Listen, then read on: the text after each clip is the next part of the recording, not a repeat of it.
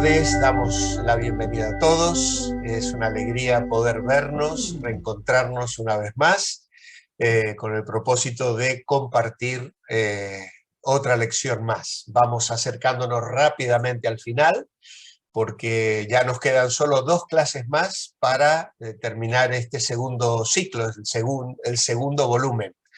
Y los temas que nos tocan tratar son verdaderamente interesantes, tanto el de hoy, que tiene que ver con dar testimonio, compartir a Cristo, como los siguientes, que son aspectos del futuro, ¿no? Cosas que siempre nos interesa considerar. Vamos a invocar el nombre del Señor y pedir su bendición para esta clase. Oramos. Padre bendito, queremos darte gracias de poder reunirnos otra vez para estudiar tu palabra. Gracias porque el Evangelio de Cristo ha resplandecido en nuestros corazones y al tenerle en nuestra vida somos llamados a compartir nuestra experiencia con Él, a hablar a otros de Cristo, a explicar el Evangelio, y queremos hacerlo con claridad. Ayúdanos, Señor, para mirar este tema esta noche. Habla también a nuestros corazones y motívanos, Señor, para el testimonio. Nos ponemos en tus manos de amor. Queremos pedir por la vida de cada uno de los hermanos presentes, los que se van a incorporar. Oramos, Señor, por Kitty de manera especial con este problemita que ha tenido hoy, que tú la bendigas y pongas tu mano sobre ella. Oramos agradecidos a ti en el nombre del Señor Jesucristo. Amén. Amén. Muy bien, hermanos, pues para dar comienzo entonces a la clase voy a compartir la pantalla.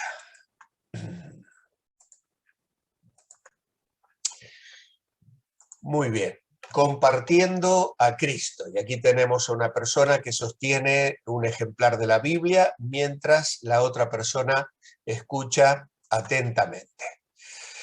Recordemos, dice nuestro manual, que evangelizar es compartir con otras personas el plan de salvación para que ellas también lleguen a aceptar a Cristo como su Salvador.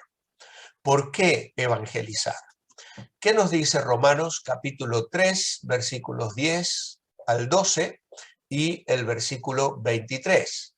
Pues Romanos dice, como está escrito, no hay justo ni aun uno.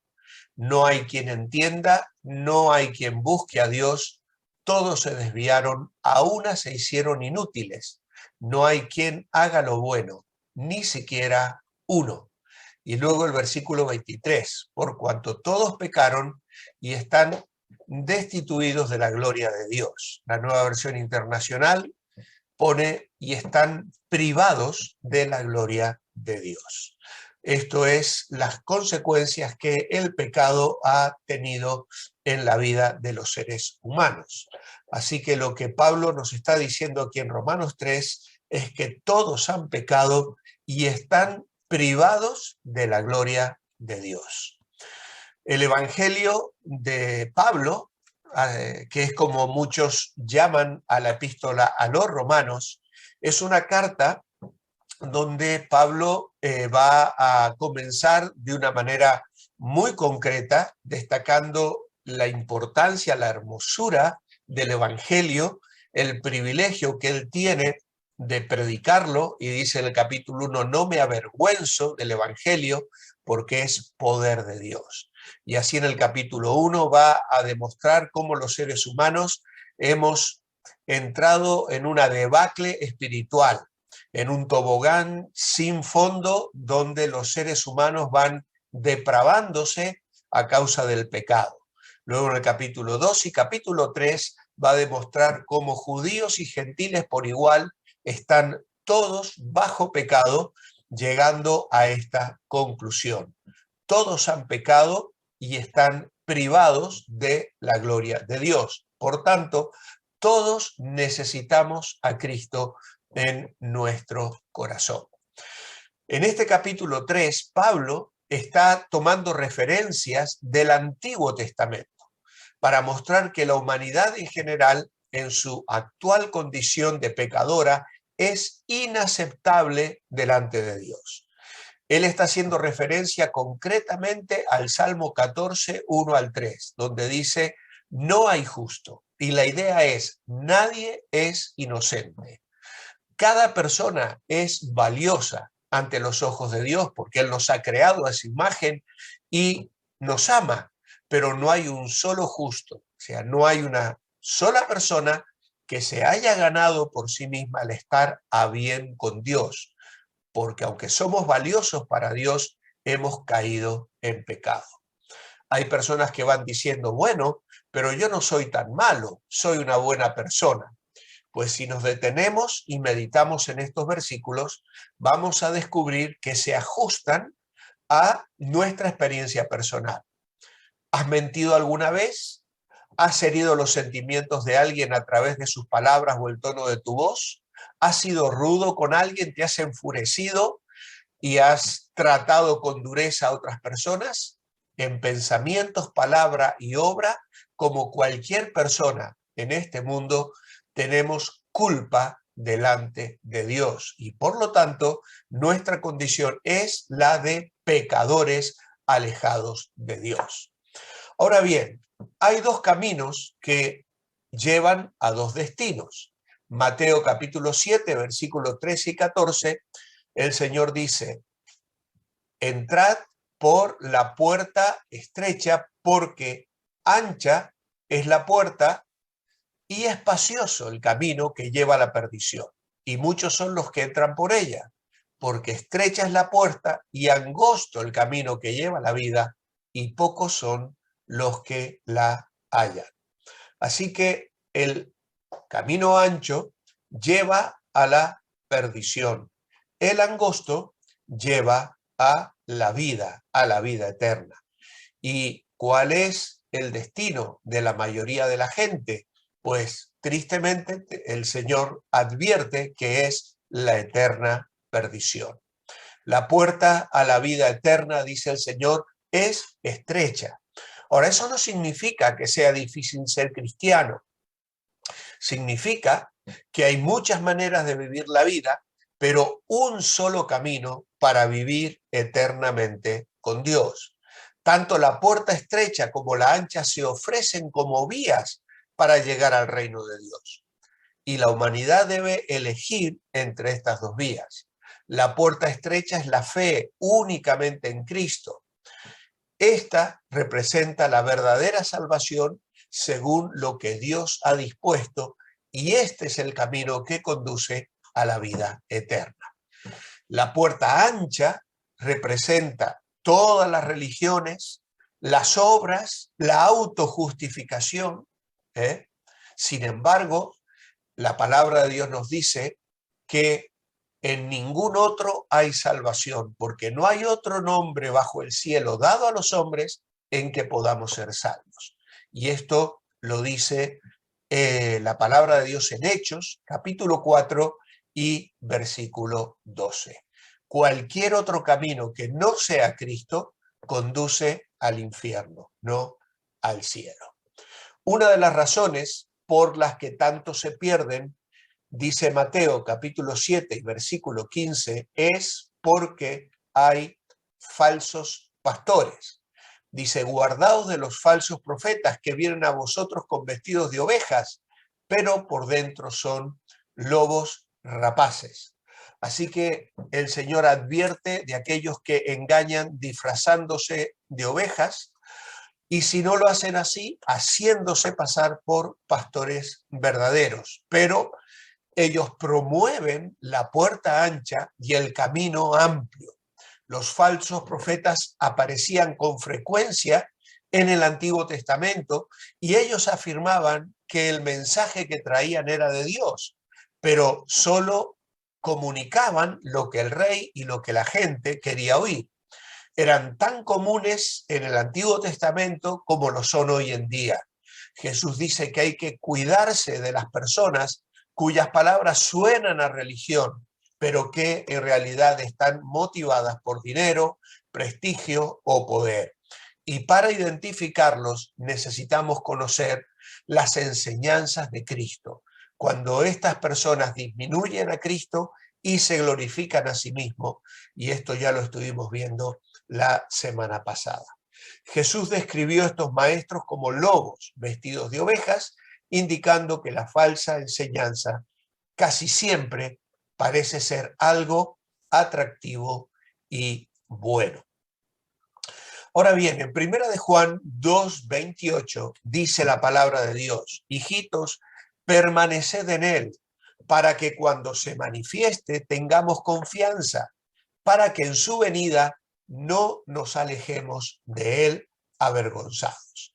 Así que en 1 de Juan se nos manda permanecer en Cristo para que en su venida no tengamos que alejarnos de él avergonzados.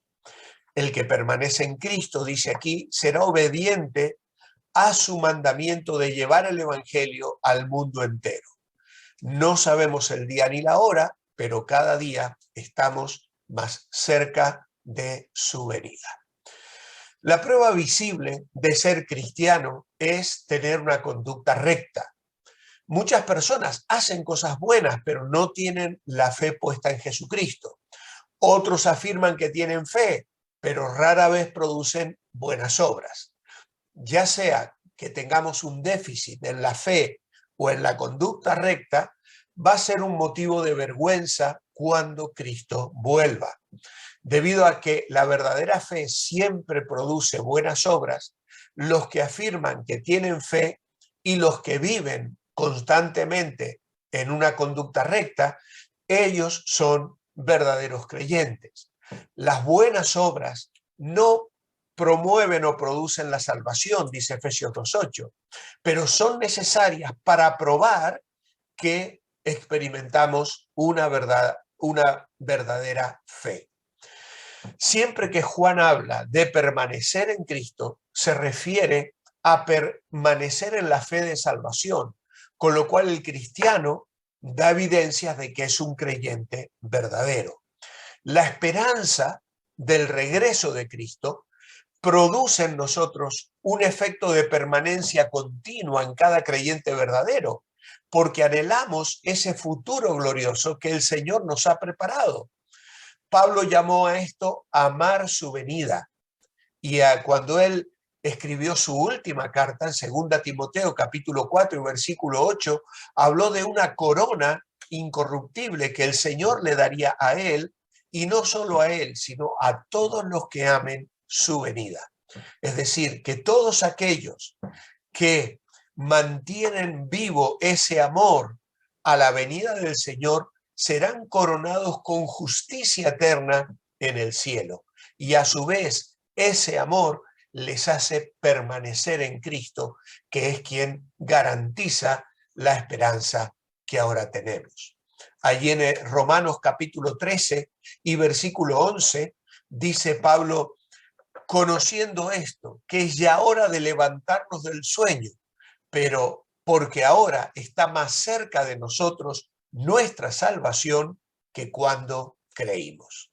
Y esa idea allí de está más cerca significa que seremos glorificados cuando el Señor venga. Y cada día que pasa, la venida de Cristo se aproxima más. Y la Biblia emplea con frecuencia el regreso de Jesucristo para motivar a los creyentes a vivir en santidad, a vivir haciendo la voluntad de Dios, a vivir en comunión y, por supuesto, también a compartir la fe. En el quinto punto, nuestro manual dice: evangelizar no es una opción en la que yo puedo decir si voy o no voy a evangelizar. Vamos a leer estos pasajes. Mateo 28:19 dice: por tanto, id y haced discípulos a todas las naciones, bautizándoles en el nombre del Padre y del Hijo y del Espíritu Santo. Así que Mateo 28 dice: por tanto, id y haced discípulos a todas las naciones. Hechos capítulo 1 y versículo 8, el Señor le dice: recibiréis poder cuando haya venido sobre vosotros el Espíritu Santo, y me seréis testigos en Jerusalén, en toda Judea, en Samaria y hasta lo último de la tierra. Y estas 4 estaciones, podríamos decir, tienen que ver con nuestra vida personal, nuestra familia íntima, nuestra familia nuclear, nuestros conocidos y las personas con las que nos relacionamos. La vida del creyente en realidad es un campo misionero. No necesitamos ir a otro lado del mundo para predicar el evangelio. El evangelio tenemos que compartirlo y que predicarlo a toda persona a nuestro alrededor. Y luego 2 Timoteo capítulo 4, versículo 2, donde Pablo le dice que prediques la palabra, que instes a tiempo y fuera de tiempo, redarguye, reprende, exhorta con toda paciencia y doctrina. Es decir, que para Timoteo fue importante predicar el evangelio a fin de que la fe cristiana pudiera difundirse a través del mundo. Nosotros creemos en Cristo hoy porque personas como Timoteo fueron fieles a su misión. Hoy es de vital importancia para los creyentes compartir, difundir el evangelio. Hoy día están vivas la mitad de las personas que han vivido en este mundo y la mayoría no conoce a Cristo. Él viene pronto y quiere hallar a sus fieles creyentes listos para Él. Y quizá estar a favor de Cristo o hablar a otros de su amor nos pueda traer inconvenientes, pero predicar la palabra de Dios es la responsabilidad más importante que se ha dado a la iglesia. Y la iglesia la formamos cada uno de nosotros. Por eso tenemos que mantenernos preparados, animosos y sensibles a las oportunidades que Dios nos da de compartir las buenas nuevas. A Timoteo le decía, predica a tiempo y fuera de tiempo. Es decir, debes estar listo para servir a Dios en cualquier situación, sea o no conveniente. Debemos estar alertas a las oportunidades que el Señor nos da. Hemos dicho que todo creyente, así como estos pasajes, hay otros más en los cuales encontramos que evangelizar no es una opción, sino un mandato. Y hemos dicho que todo creyente debe presentar el mensaje de Cristo, pero para que nuestro mensaje sea efectivo, debemos cumplir ciertos requisitos. Requisitos para evangelizar. En primer lugar, Juan capítulo 3 dice, Jesús le dijo, de cierto te digo, que el que no naciere de nuevo no puede ver el reino de Dios. Por lo tanto, para poder ser evangelistas, debemos haber nacido de nuevo. Debemos haber experimentado un nacimiento espiritual. Bueno, tenemos que aclarar que para Dios no hay nada imposible y Dios se vale de cualquier medio para compartir el evangelio. Hay veces que la radio, la televisión, que son medios que están en manos de gente no creyente, son instrumentos a través de los cuales se evangeliza. Nosotros aquí en Galicia tenemos el programa Nacer de Novo, que sale los domingos y los martes o la madrugada del miércoles, y se está llegando a miles de personas con el mensaje del evangelio. Hay otros programas evangélicos desde Madrid, desde Sevilla, desde Valencia y varios y de Barcelona, programas que están predicando el evangelio. Yo conocí personas en Argentina que fueron evangelizadas sin querer. Por ejemplo, un contrabandista que cruzaba desde la selva de Bolivia y se metía en el norte argentino, llegó a un bar, en Argentina se llama pulpería, para beber alcohol y comer algo allí, y no tenía dinero para pagar. ¿Y con qué pagó? Pues pagó con una Biblia. Y aquella Biblia, el dueño de la cafetería, del bar, la utilizaba para envolver 100 gramos de azúcar, porque vendía el azúcar por gramos. Y uno de las personas que mandaba a su hijo a comprar azúcar comenzó a leer las páginas que este hombre le enviaba con el azúcar. Entonces comenzó a mandar al hijo a que comprara más azúcar para poder tener más páginas de la Biblia. Y leyendo la Biblia, se convirtió él, toda su familia, se convirtió el dueño del bar y nació una iglesia que yo tuve la oportunidad de visitar en viajes misioneros entrando en la selva del Chaco, que es una historia hermosa. Mi padre hizo muchos viajes allí y unos tíos míos viajaban y se metían en la selva en algunos momentos puntuales del año porque no siempre era posible llegar. Y allí habían familias enteras que fueron ganadas para Cristo por una Biblia llevada por un contrabandista. ¿Eh?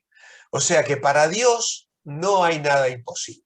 Ahora bien, lo ideal es que nosotros, que hemos experimentado el nacimiento espiritual, seamos portadores del Evangelio, porque podemos comunicarlo con el poder de Dios al tener nueva vida y porque nuestros ojos han visto la realidad del reino de Dios. Hemos nacido en el reino de Dios y nuestros ojos se han abierto a una dimensión espiritual que los no creyentes no pueden ver, que desconocen y por eso se ríen, se burlan, no entienden nada. ¿Cómo es posible que todos los domingos vayamos a la iglesia o que leamos la Biblia o que no hagamos ciertas cosas que ellos hacen?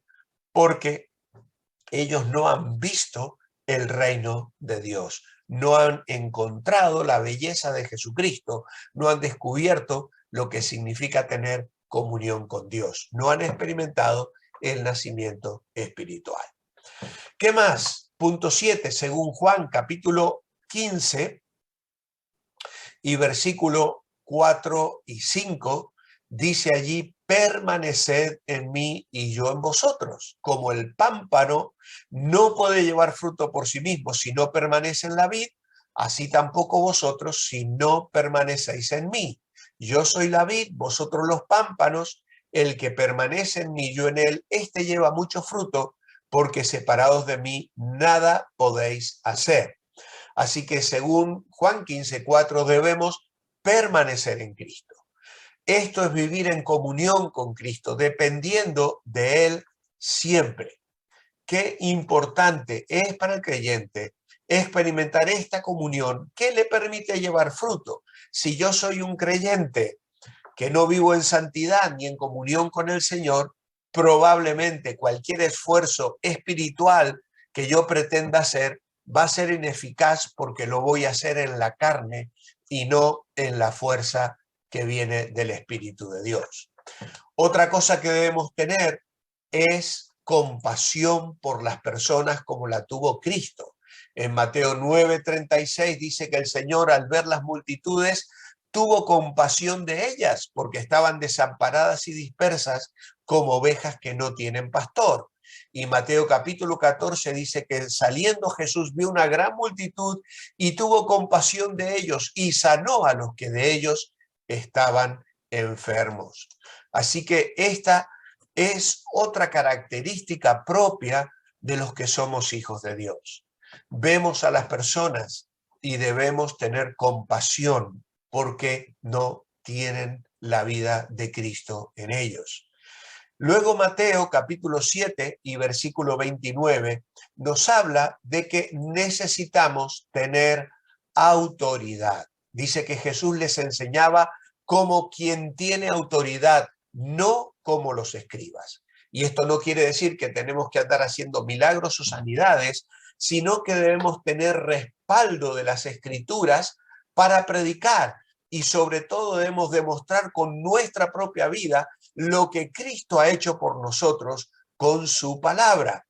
Mateo 5:16 dice: así alumbre vuestra luz delante de los hombres para que vean vuestras buenas obras y glorifiquen a vuestro Padre que está en los cielos. Una de las mejores herramientas evangelísticas que los creyentes podemos tener es nuestro testimonio personal. Lo que Dios ha hecho en nuestra vida, la experiencia propia de conocer al Señor y el cambio que hemos experimentado. Podemos discutir doctrinas, podemos discutir filosofías, las personas pueden negar que Dios existe, pero lo que no pueden negar es que yo puedo tener una relación personal con Dios cada día de mi vida, que Él ha cambiado mi vida, que Él ha traído luz, paz, esperanza, amor, seguridad, confianza y cuántas cosas más ha traído Dios a mi vida. Mi vida personal, mi experiencia espiritual, nadie me la puede discutir. Por eso, en algún momento más adelante, vamos a mirar cómo preparar un testimonio.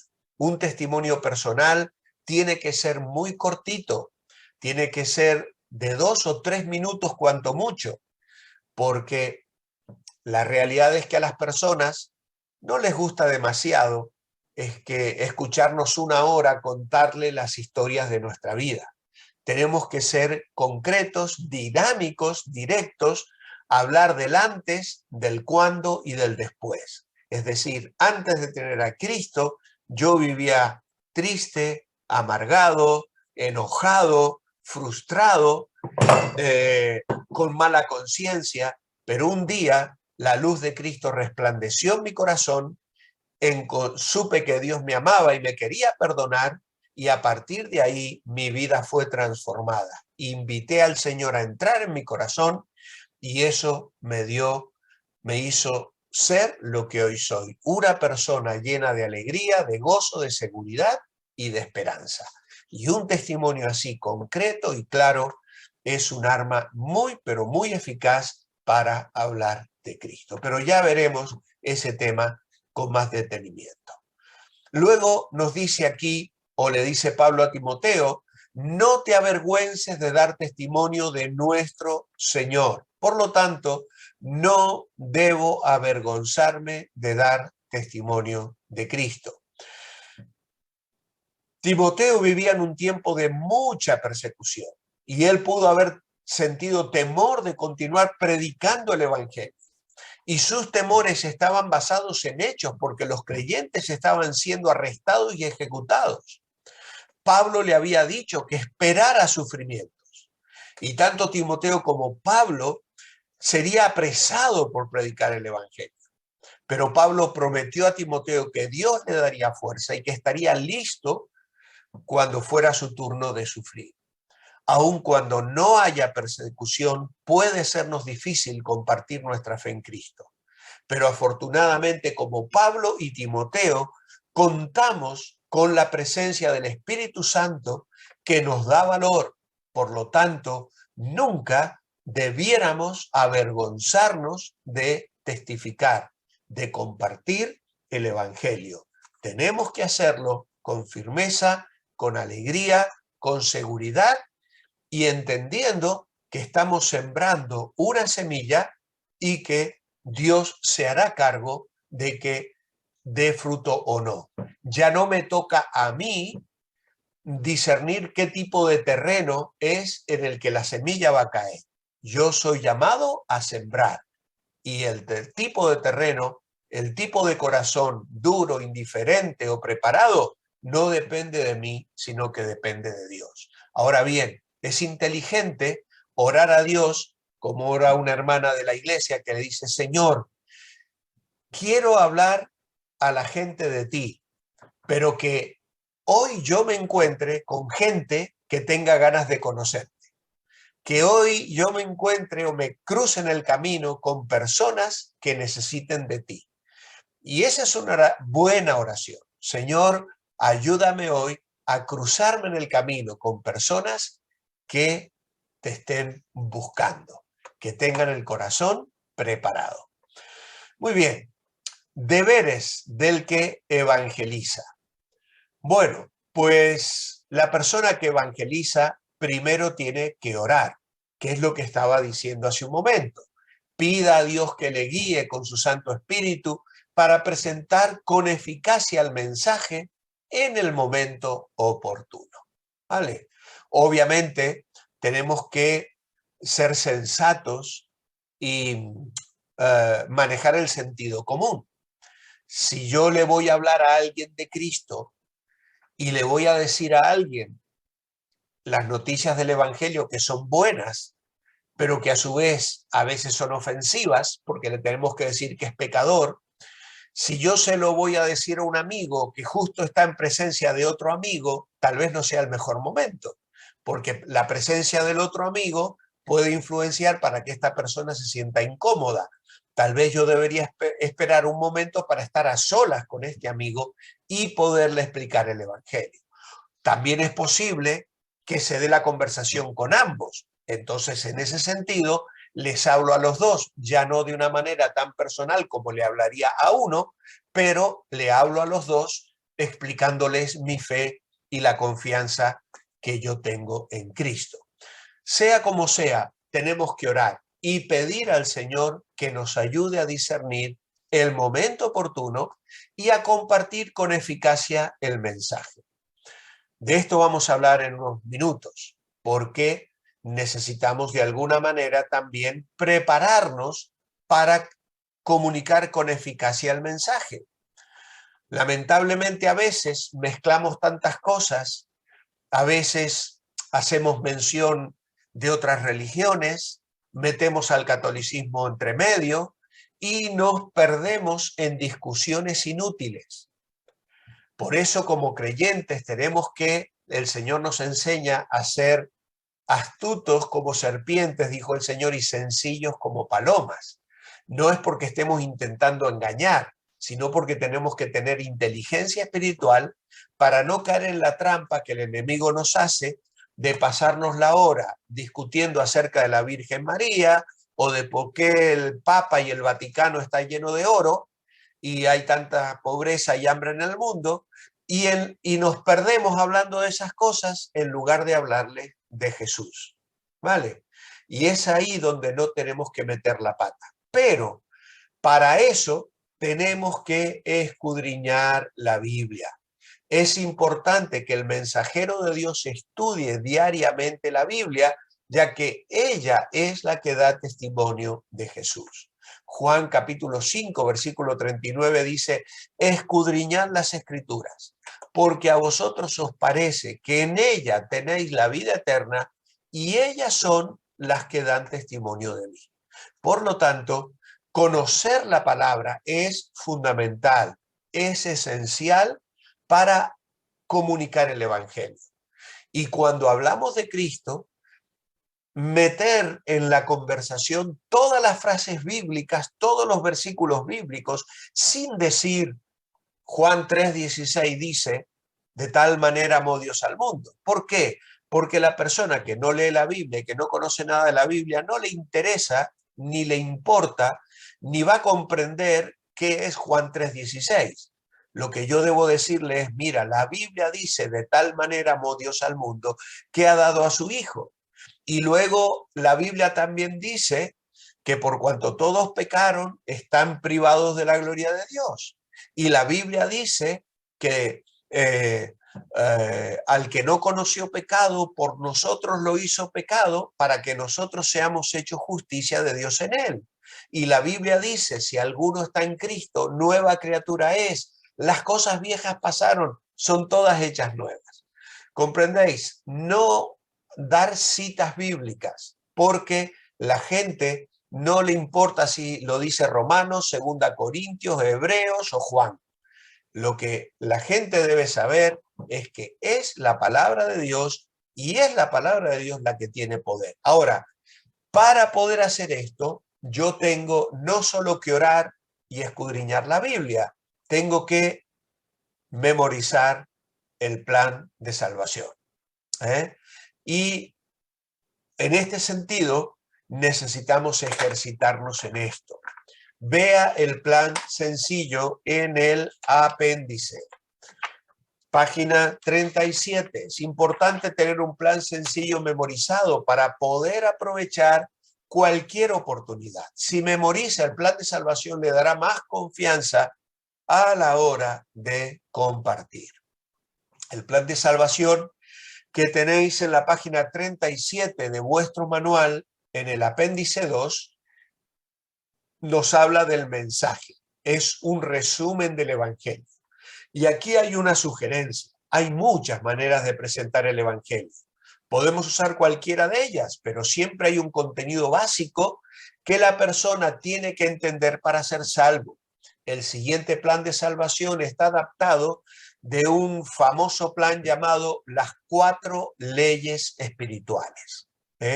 La primera ley es: Dios le ama y tiene un plan para su vida. Esa es la primera ley. Dios le ama. Y eso está en Juan 3:16, que dice: de tal manera amó Dios al mundo que ha dado a su Hijo unigénito para que todo aquel que en él cree no se pierda, mas tenga vida eterna. Y Juan capítulo 10, versículo 10, donde dice que el ladrón viene para hurtar, matar y destruir. Yo he venido para que tengáis vida y vida en abundancia, es decir, una vida bien vivida, una vida útil. Así que aquí ya tenemos 2 versículos que podemos aprender, que podemos memorizar para explicar a las personas que hay un Dios que les ama y que tiene un plan para ellos. Y se sugiere aquí una pregunta: ¿por qué crees que la mayoría de las personas no experimentan el amor de Dios y el plan para sus vidas? Bueno, la respuesta la encontramos en la ley número 2 y la tenemos en que el hombre es pecador y está separado de Dios. Romanos 3:23 dice que por cuanto que todos son pecadores, y Romanos 6:23 están destituidos de la gloria de Dios, pero el regalo de Dios es vida eterna en Cristo Jesús, Señor nuestro. Por lo tanto, la consecuencia del pecado es la muerte espiritual o la separación de Dios. Y Efesios capítulo 2 dice que no podemos salvarnos a nosotros mismos. Así que aquí tenemos una segunda ley. El hombre es pecador y está separado de Dios. Y tenemos 3 pasajes bíblicos. No haría falta usarlos los 3, puedes usar uno de ellos, pero lo importante es conocerlo, tenerlo en la mente. Una cosa interesante que yo a veces sugiero a las personas es llevar un folleto en la mano, así como tenemos aquí escrito el plan de salvación, llevar un folleto y leerlo junto con las personas. Vamos leyéndolo, se lo vamos leyendo y eso nos ayuda mucho, tanto a nosotros para no liarnos, para seguir un orden y para no perdernos en discusiones inútiles. La tercera ley es que Cristo es la única provisión para salvarnos. Él murió en nuestro lugar y resucitó. Y también tenemos allí una serie de versículos, Romanos 5:8 y 2 Corintios 5:21. Mas Dios muestra su amor para con nosotros, dice Romanos 5, en que siendo aún pecadores, Cristo murió por nosotros. Y 2 Corintios 5:21, que dice: al que no conoció pecado, por nosotros lo hizo pecado, para que nosotros fuésemos hechos justicia de Dios en él. Juan 14:6 es otro versículo clave. Jesús dijo: yo soy el camino, la verdad y la vida. Nadie viene al Padre sino por mí. Y en 1 Corintios 15 se habla de la resurrección de Cristo. Y la cuarta ley es que debemos recibir a Cristo como nuestro Salvador. Entonces en Juan 1:12 dice: a los que creen en su nombre, a los que le recibieron, les dio el poder, el derecho de ser llamados o de ser hechos hijos de Dios. Recibir a Cristo es clave, fundamental para ser hecho un hijo de Dios. Y luego muchos usan Apocalipsis 3:20. Personalmente, bueno, es un versículo escrito para una iglesia y dice aquí: yo estoy a la puerta y llamo, si alguno oye mi voz y abre la puerta, entraré a él y cenaré con él y él conmigo.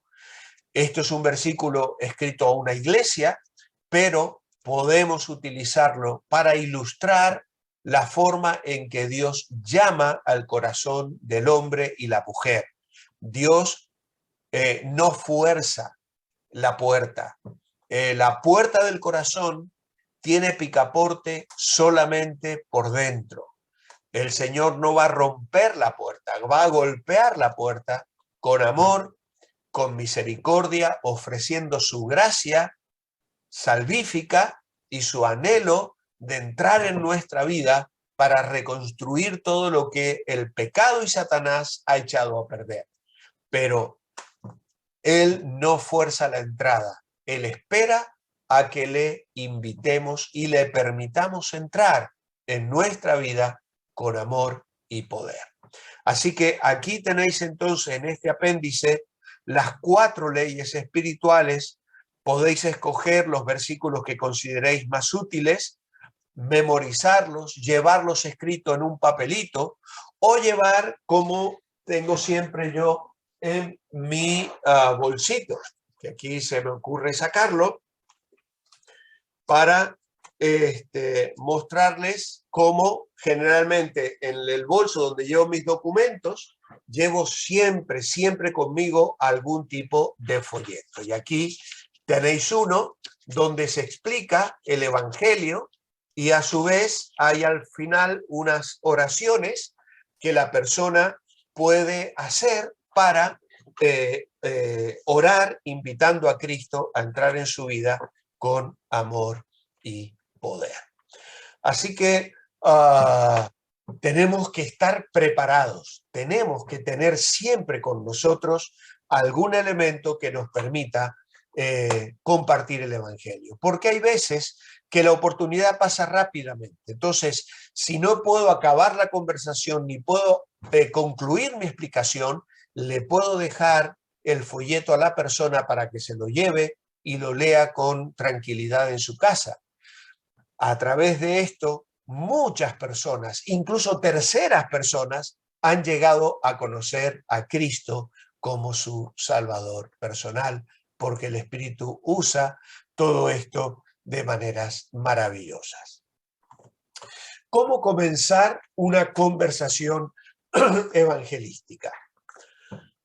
Bueno, aquí tenemos algunos consejos porque la idea es que seamos constructores de puentes. No tenemos que ser pasivos, no tenemos que estar siempre con los brazos cruzados esperando que alguien venga y nos pregunte. Yo tengo que ir con la intención de hablar de Cristo a las personas. Eso es clave, fundamental, que haya en mi corazón una búsqueda, es decir, ¿dónde se va a abrir la brecha para que yo le pueda hablar de Cristo a esta persona? Dependa del Espíritu Santo para abrir la puerta a fin de dar testimonio. Las siguientes preguntas pueden ayudar a comenzar una charla. Primero, supongamos que usted muriera hoy y Dios le preguntara ¿por qué debo dejarle entrar al cielo? ¿Qué le contestaría usted? Bueno, esta es una pregunta que va a desarbolar a muchas personas, ¿eh? Es decir, cuando las personas comienzan o tenemos una charla espiritual o una charla acerca de las religiones, pues sencillamente tenemos que llevarle a nuestro terreno. Y en lugar de perder tiempo explicando cosas que no van a valer para nada, básicamente, tenemos que llevarle a nuestro terreno y decirle, bueno, mira, más allá de las dudas que tengas y de lo que no podemos nosotros solucionar aquí, que haya tanto religiones, que haya musulmanes, hindúes, ateos, católicos y miles de cosas, yo tengo una pregunta para ti. Si hoy te llega la hora y te tienes que presentar delante de Dios, y Dios te pregunta, ¿por qué debo dejarte entrar en mi cielo? ¿Qué le responderías? Bueno, eso ya deja fuera de juego a más de uno, ¿eh? Es una pregunta directa al corazón. Y la respuesta nos indica si la persona entiende el Evangelio o si está confiando en sus obras para salvarse. ¿Mm? Porque a lo mejor te sorprendes si estás hablando con una persona que en realidad es creyente, o a lo mejor realmente de pronto te dice, bueno, yo he hecho buenas obras, he sido una buena persona, he dado limosnas, he sido buen padre, buen esposo, en fin, buen empleado. Pues allí tú estás sabiendo ya que la persona no ha entendido el real mensaje del Evangelio, porque está confiando en sus propias obras. Otra pregunta, en su opinión, ¿qué tiene que hacer uno para ir al cielo? ¿Le gustaría saber lo que la Biblia dice sobre este tema? Esta ya es una pregunta que yo evito hacer. ¿Por qué? Porque esta es una pregunta orientativa. Es decir, si yo le digo qué tiene que hacer uno para ir al cielo, ya le estoy diciendo que tiene que hacer buenas obras. Y yo sé que eso está mal. Entonces, esta pregunta hay que hacerla si realmente las otras no han funcionado, pero yo sugiero evitarla en lo posible. La otra pregunta es, quisiera ayudarme dándome su opinión sobre este folleto. Es decir, si tienes allí un folleto evangelístico que le has presentado, pues a lo mejor puedes pedirle que te ayude y te dé una opinión sobre lo que está escrito allí. Es otra manera de conversar. Cuando están hablando de temas como los problemas del mundo, el crimen, los problemas en la familia, pregunte, ¿cuál será la solución a tantos problemas? ¿Sabías que la Biblia tiene respuesta a estos problemas? ¿Mm? ¿Te has preguntado qué dice la Biblia respecto de estas cosas? Es una manera de construir un puente, de estar hablando de la guerra de Ucrania o de estar hablando de la inflación y de estar hablando de las situaciones que agobian hoy a la humanidad, por ejemplo, con la pandemia. ¿Cuánta gente se ha muerto con la pandemia? Miles de personas. Y entonces allí puede estar la pregunta que ahora viene a continuación. Dice, ¿ha llegado al punto de sentirse seguro de entrar en el cielo si muriera hoy? Fíjate, han muerto miles de personas en España, en el mundo, por causa del COVID. Si te toca morir a ti, ¿estás seguro de que vas a poder ir al cielo? ¿Te gustaría estar seguro? ¿Sabes que esa seguridad se puede tener? ¿Sabes que la Biblia dice que estas cosas que se escribió para que podamos tener esa seguridad? Es una manera de construir el puente. Cuando alguien le cuenta un problema personal que ellos tienen, pregunte, ¿podría orar por ti en este momento? Esta también es una bonita manera. Aquí tenemos que tener cuidado, ¿eh? Personalmente, como pastor, a veces me preocupo cuando vienen personas y me dicen, pastor, le dije a fulanito de tal que le han descubierto un cáncer, que vamos a estar orando por él. Obviamente podemos orar por las personas, y es importante y quizá haya personas que se muestren agradecidas por nuestro interés y nuestra oración, y esta puede ser una puerta abierta para compartir el Evangelio con ellos en otra ocasión. Pero yo me temo que esas personas que nos están mandando a pedir que la iglesia ore por ellos, también le están pidiendo a la Virgen María y también le están pidiendo a un medium que interceda por ellos, y si tienen que ir a un brujo, también van a ir a un brujo, ¿no? Entonces, claro, yo personalmente como pastor les suelo preguntar a quienes me piden eso, mira, pero ¿le has hablado de Cristo? ¿Le has explicado el Evangelio?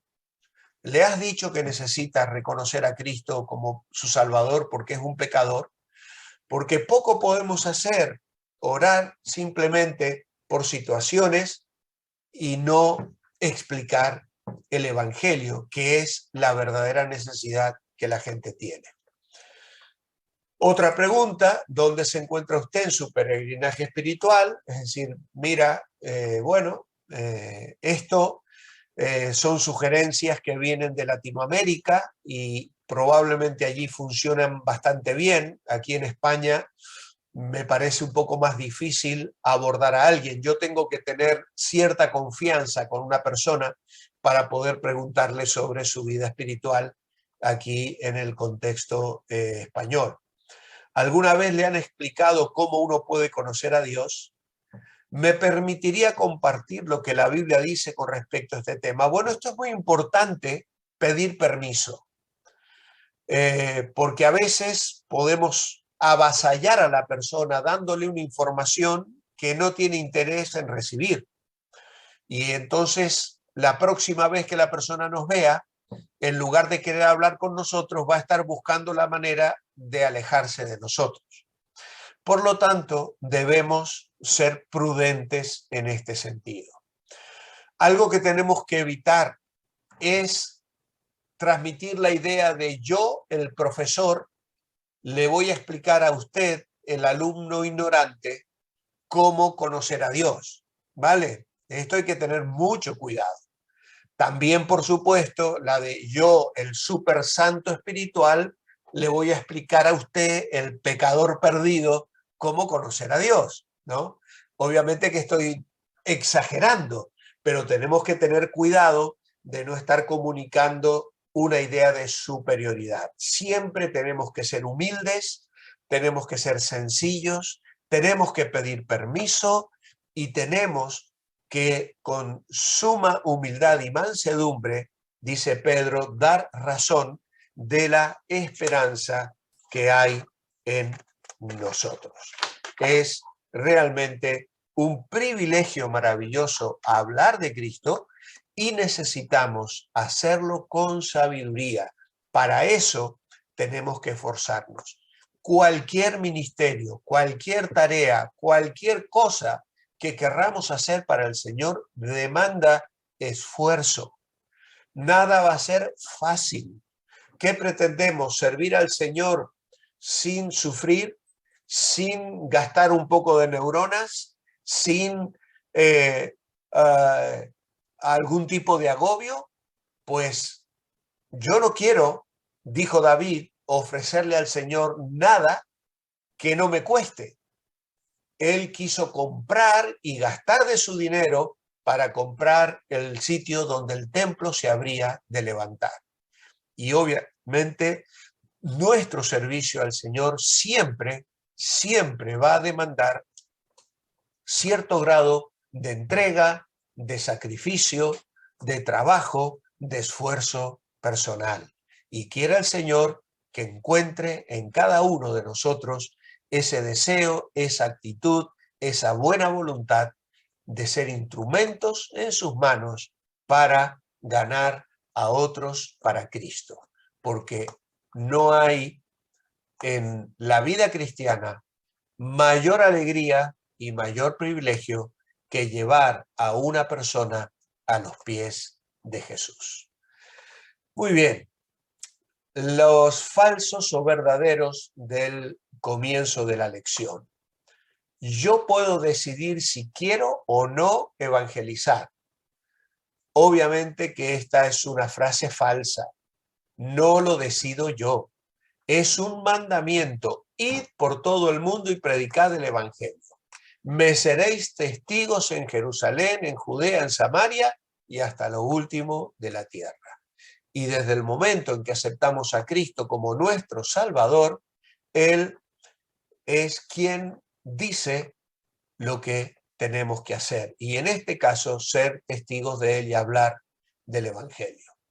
La mayoría de la gente en la tierra irá al cielo, pues es una frase falsa. El Señor dijo que lamentablemente son pocos los que entran por la puerta estrecha, aunque seremos millones de millones de millones los que estaremos a los pies del trono alabando al Cordero como inmolado, tal cual nos lo cuenta Apocalipsis. Y finalmente, un evangelista eficaz tiene compasión para los no creyentes. Obviamente que es verdadero. Un evangelista eficaz tiene en su corazón amor por las almas y las mira con la misma forma en que Jesús las mira. En las tareas tenemos para reflexionar sobre la ira de Dios, dice aquí, y nos hace leer Apocalipsis 20. Le gustaría que sus parientes y amigos fueran lanzados al lago de fuego. Quisiera más bien que ellos estuvieran con usted gozando de la vida eterna. Esto pone sobre nosotros una responsabilidad de amarles y de buscar maneras de hablarles de Cristo. Una forma de empezar es comprometerse a orar por esas personas, pidiendo a Dios la oportunidad de compartirles de Cristo. Hacer una lista, apuntarles uno por uno y estar orando por ellos es esencial y fundamental para ver cómo Dios abre una puerta y da la oportunidad de hablarles de Jesús y sembrar en ellos la semilla del Evangelio. Luego tenemos consejos para alguno que comparte a Cristo: sea sincero, porque la persona lo notará, cuide su apariencia y aseo personal. Obviamente, una de las cosas que siempre recomendamos es tener buen aliento a la hora de hablar con una persona a la que estamos cerca. Llevar un caramelito de menta, siempre es muy útil. Usar un buen cepillo de dientes habitualmente es muy importante. Sea amable con la gente. A veces no es tan importante cuánto dice, sino cómo se dice. Hable para convencer, no para vencer. Es que puedes ganar una discusión y perder un alma. Entonces tenemos que ser sensibles a hablar con humildad, no intentando aplastar a la persona con nuestros argumentos espirituales. Escuche. Esto le ayudará a presentar el mensaje eficazmente. Tenemos que prestar atención a la necesidad de la persona. Memorice versículos para acompañar su presentación del Evangelio, cosa que ya hemos recomendado. Y luego las demandas de 1 Pedro 3:15, tenéis que buscarlas y apuntarlas allí. Romanos 10:15, ¿cómo predicarán si no fueren enviados? Como está escrito, cuán hermosos son los pies de los que anuncian la paz, de los que anuncian buenas nuevas. Qué hermoso versículo que nos desafía para vernos a nosotros mismos como Dios nos ve. La próxima clase, como veis, y ya hemos dicho, será temas del futuro. Hemos llegado así al final, agradecidos al Señor de este desafío para compartir el mensaje de salvación. Voy a dejar de grabar